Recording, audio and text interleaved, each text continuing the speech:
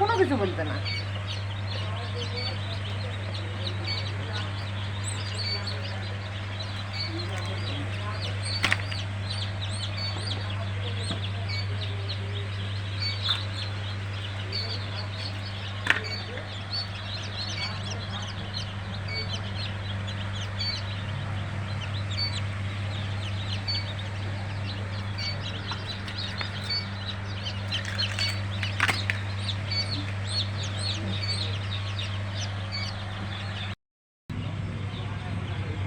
দেখতে পাচ্ছেন সকালবেলায় এসে দেখি ইনকিউবেটর মেশিন থেকে আবারও বাচ্চা বের হচ্ছে।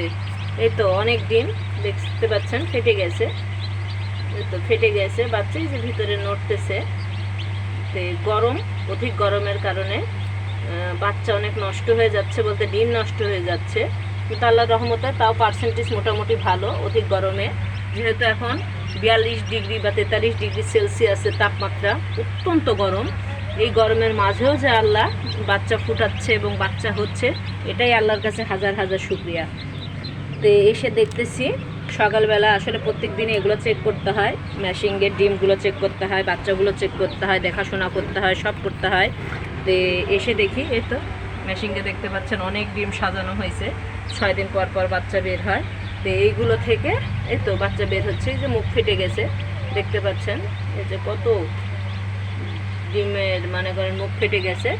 আর কিছু বাচ্চাই তো নতুন একবারে ছোট বাচ্চাই তো, ছোট বাচ্চা বের হয়েছে তো দেখতে পাচ্ছেন। এভাবে মোটামুটি 2টি মেশিনই আমি চেক করব প্রত্যেক দিনই। এই মেশিনের ডিম সকাল এবং বিকাল 2 বেলায় চেক করতে হয়। এতে মেশিন সম্পর্কে ধারণা পাওয়া যায়, কোনো সমস্যা থাকলে ইলেকট্রনিক ব্যাপার সেগুলোও সমাধান করতে হয়, বাল্বের বিষয়টা দেখতে হয়, ফ্যানের বিষয় দেখতে হয়। এবং এই যে এখানে পানি, এখানে মোটামুটি পানি দিতে হয়, এটা তাপমাত্রা ঠিক রাখার জন্য এটিও দেখতে হয়। এবং এটার যে তাপমাত্রা রয়েছে এই বিষয়ে দেখতে হয়। অনেক বিষয় আছে যেগুলো খেয়াল রাখতে হয় মেশিনের সব সময়ের জন্য। তা আমরা সকাল বিকাল সব সময়, বিশেষ করে সব সময় এগুলো দেখাশোনা করি। তো এরপরে আরেকটি মেশিনে যাই, দেখি সেখানেও কেমন পরিমাণে বাচ্চা বের হয়েছে। এটি আমার আরেকটি মেশিন, এখানেও একটু দেখবো আমি সকালবেলা। প্রতিটি মেশিনই দেখা লাগে, পানি চেক করা লাগে, বাল্বটা দেখতে হয় কেটে গেছে নাকি, ফ্যান সঠিকভাবে ঘুরতেছি না কিনা। তারপরে এখানে টার্নিংয়ের ব্যবস্থা রয়েছে এবং চেনের ব্যবস্থা আছে, এটাও অনেক সময় আটকে যায়, এই বিষয়গুলো দেখতে হয়। তারপর তাপমাত্রার বিষয়টা দেখতে হয়। যখন এখন অধিক তাপমাত্রা দেখতে পাচ্ছেন 104 ডিগ্রি, কিন্তু এখানে 95 থেকে 96 ডিগ্রি থাকা উচিত, কিন্তু এখানে 81 থেকে 82, এটা ঠিক আছে, হিটটা ঠিক আছে, কিন্তু টেম্পারেচার বেশি। সেজন্য এই বিষয়টাও দেখতে হয়। যখন টেম্পারেচার বেশি হয় তখন এই যে স্ট্যান্ড ফ্যান আছে এটা দিয়েও বাতাস দিতে হয়, নাহলে অধিক টেম্পারেচারের কারণে ডিম নষ্ট হয়ে যেতে পারে। সেজন্য যে স্ট্যান্ড ফ্যানের ব্যবস্থাও করা হয়েছে। আর আরেকটা বিষয় হচ্ছে যে টেম্পারেচার যেহেতু এখন অধিক পরিমাণে, এখানে 103 ডিগ্রি, এখানে 95 থেকে 96 ডিগ্রি থাকতে হবে। আর এটি হিট 81 থেকে 82 থাকতে হবে, কিন্তু এটা ঠিক আছে, কিন্তু টেম্পারেচার বেশি আছে। আর এই তো মেশিনটা আমি দেখতেছি, এগুলো বিষয় সব সময় পর্যবেক্ষণ করতে হয়। যেহেতু আমি উদ্যোক্তা, ছোটোখাটো একটা উদ্যোক্তা, তো দেখতে পাচ্ছেন আল্লাহর রহমতেই তো বাচ্চা ফুটে গেছে।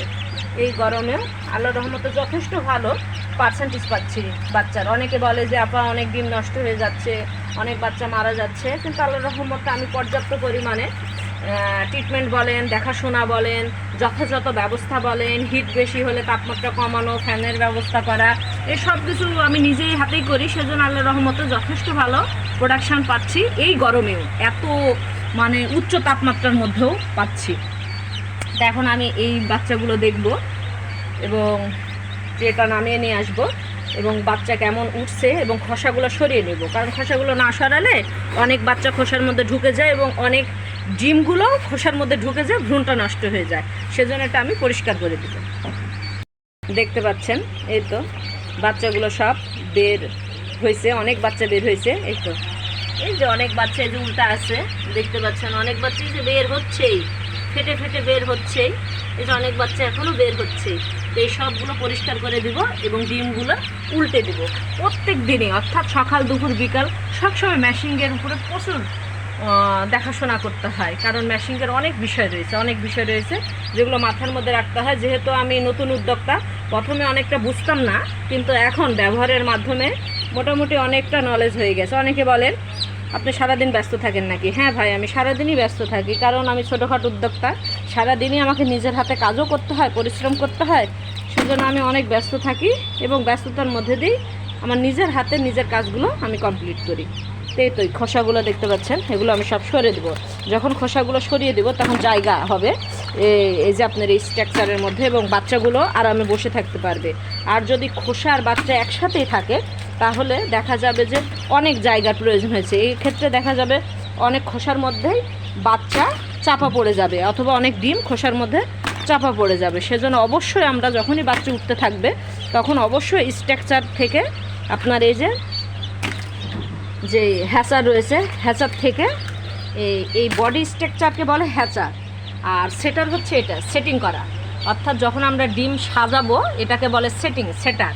আর হ্যাচার বলতে যেখানে আমরা ডিম বাচ্চা 6 থেকে 7 দিনের মধ্যে ফুটবে এখানে বসাই দিব, তখন এটা হচ্ছে হ্যাচার। সেজন্য এই দুটো বিষয়টা আমাদেরকে লক্ষ্য রাখতে হয়। এবং এই তো খোসাগুলো যখন সরাই দিচ্ছি দেখতে পাচ্ছেন অনেক জায়গা হয়ে যাচ্ছে, অনেক স্পেস হয়ে যাচ্ছে। এই জায়গাগুলোতে বাচ্চাগুলো অনায়াসে খুব সুন্দরভাবে বসে বসে তাপ নিতে পারবে।